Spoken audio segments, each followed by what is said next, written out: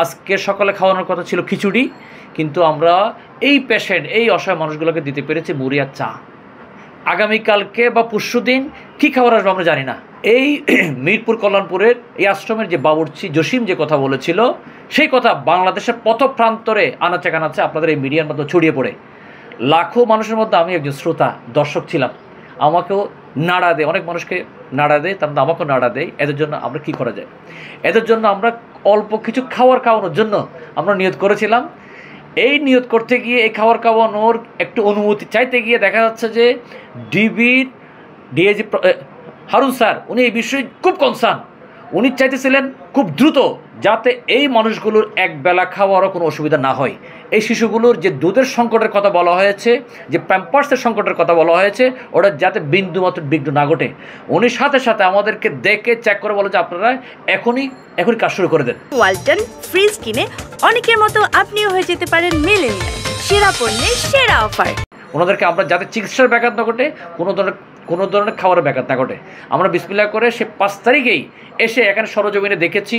দেখে এখানে যা যা সংকট ছিল, যে কাঁচা বাজারগুলো বিশেষ করে দৈনন্দিন যে বাজারগুলো করা হইতো, সেই কাঁচা বাজারগুলো আমরা সাথে সাথে কিনে দিয়েছি। এখান থেকে 5 তারিখ সন্ধ্যা চলে যায় আমরা আরেকটা আশ্রম যেটা রয়েছে সাভার, সেখানে যা যা ওদের রিকোয়ারমেন্ট ছিল ওগুলো কিনে দিয়েছি। এই আলহাজ শামসুল ফাউন্ডেশনের এই ক্ষুদ্র সহযোগিতা আমি বলবো এই মুহূর্তে এই অসহায় মানুষগুলোর জন্য খুব দারুণ একটা, খুব বিশাল একটা কাজে এসেছে, যেটা আপনারা ওনাদের স্টাফদের কাছ থেকে যদি সাক্ষাৎকার নেন, ওনারা জানিয়েছেন একাধিকবার যে এই মুহূর্তে এই সহযোগিতাটা না আসলে ওনাদের পুরোটা অনিশ্চিত ছিল। দীর্ঘদিন ধরে আমরা মানবিক কাজ করে আসছি। আলহাজ শামসুল ফাউন্ডেশনের নির্দিষ্ট কিছু ডোনার রয়েছে, দেশে রয়েছে, বিদেশে আমাদের কিছু পার্টনার রয়েছে। আমরা শুরু করেছি আলহাজ শামসুল ফাউন্ডেশনের এই আমাদের ফান্ড থেকে, যে তহবিল রয়েছে ওখান থেকে আমরা স্টার্ট করেছি। দেখুন, আমরা কোনো জায়গা ধরার আমাদের দরকার নাই। আলহাজ শামসুল ফাউন্ডেশনের যথেষ্ট প্রজেক্ট রয়েছে। আমরা এসেছিলাম এই মানুষগুলো যখন বাংলাদেশে কেউ আসতেছে না, আপনি আমাকে বলতেছেন আরেকটা প্রতিষ্ঠান আপনি কোনো দায়িত্ব নিচ্ছেন কি না? দায়িত্ব নেওয়ার কথা না এখানে। যখন মানুষ কেউ আসতেছে না, এদের জন্য একটু খাবার দিতে আপনারা মিডিয়ারা যে খবরটুকুন দিয়েছেন, অনেকের কাছে কিন্তু খবরটা কনসার্ন হয়েছে, কিন্তু যে কোনো কারণে হয়তো সাহস করে আসতেছিল না। সেই কারণে আমরা এসেছিলাম ওদেরকে কিছু খাবার দিতে। আল্লাহ তাআলা হয়তো কবুল করেছেন। আর তুমি নাসির জন্য আসছো আল্লাহ সাল্লাল্লাহু থেকে, তুমি আর 2 দিন বেশি দাও, এতটুকুই ভাই। ফান্ড যেটা রয়েছে ওটা ব্যাংকে ওনারা টাকাটা উঠাতে পারছেন না, যেহেতু ওনাদের যেটা মেইন যিনি দায়িত্বে ছিলেন উনি যেহেতু অন্য জায়গায় আছেন, ভিতরে আছেন, তো এখন ওই ফান্ডটা ওনারা উঠাতে পারতেছেন না। ওনাদের স্টকে যে খাবার দাবারগুলো ছিল ওনারা সেগুলো দিয়ে চালাচ্ছিলেন। এগুলোরই সংকটের কথা মিডিয়ার মধ্যে ওনারা জানিয়েছেন। ওনারা যদি সেই ব্যাংকের ফান্ডটা ইউজ করতে পারতো, তাহলে মিডিয়াতে তো ওনারা বলতো না আমাদের সকালবেলা দেওয়ার কথা ছিল খিচুড়ি, আমরা আজকে দিয়েছি মুড়ি আর চা। মিডিয়াতে তো সেটা ওনারা বলতো না, ঠিক আছে? তো এখন আপনারা স্টকটা দেখতে পারবেন ওনাদের কী স্টকটা ছিল। আমরা এসে এখানে 1 বস্তা চাউলও পাই না মিরপুরে, 1 বস্তা চাউলও পাই না মিরপুরে।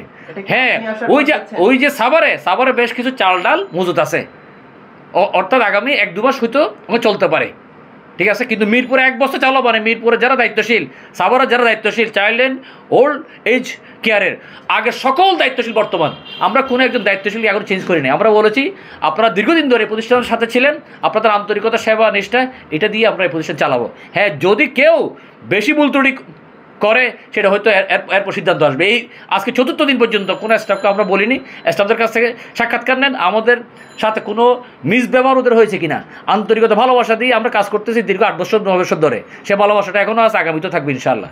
এই অ্যাকাউন্টের টাকাটা এটা সাধারণ জনগণ দিয়েছে চাইল্ড অ্যান্ড ওল্ড এজ কেয়ারের জন্য। এটা চাইল্ড অ্যান্ড ওল্ড এজ কেয়ারের টাকা। যদি কখনও ওনারা পারমিশন নেয় সেটা ওনাদের কল্যাণে বিয়ে হবে, ওনাদের স্টাফদের বেতন, এখানকার খাওয়া দাওয়া ওনাদের কল্যাণে বিয়ে হবে। এবং আমরা তো বলেছি সাময়িক সহযোগিতা আমরা আছি, কখনও কেসে শুরু হলে আমরা এটা ওর হস্তান্তর করে দেবো। সমাজসেবা অধিদপ্তর পুরো বাংলাদেশের সবাই জানে, এবং একই সাথে আমরা সমাজসেবা অধিদপ্তরের সাথে যোগাযোগ করতেছি, আপনারা সব আসেন, মিলেমিশে এটা আমরা চালাই। যে কয়দিনই চালাই না কেন, একটা দিনও আমি সমাজসেবা অধিদপ্তর বা প্রশাসন দায়িত্বশীল ছাড়া চালাতে আমি ব্যক্তিগতভাবে আগ্রহী না। এই মুহূর্তে চালাইতেছি বাধ্য হয়ে এই মানুষগুলোর জীবন বাঁচাইতে।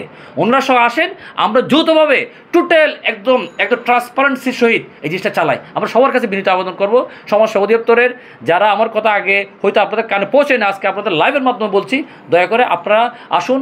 আপনারা হচ্ছে দেশের মূল দায়িত্বশীল, আপনাদের গাইডলাইনে আমরা যদি কিঞ্চিত সহযোগিতা করতে পারি, এটি আমাদের জন্য অনেক।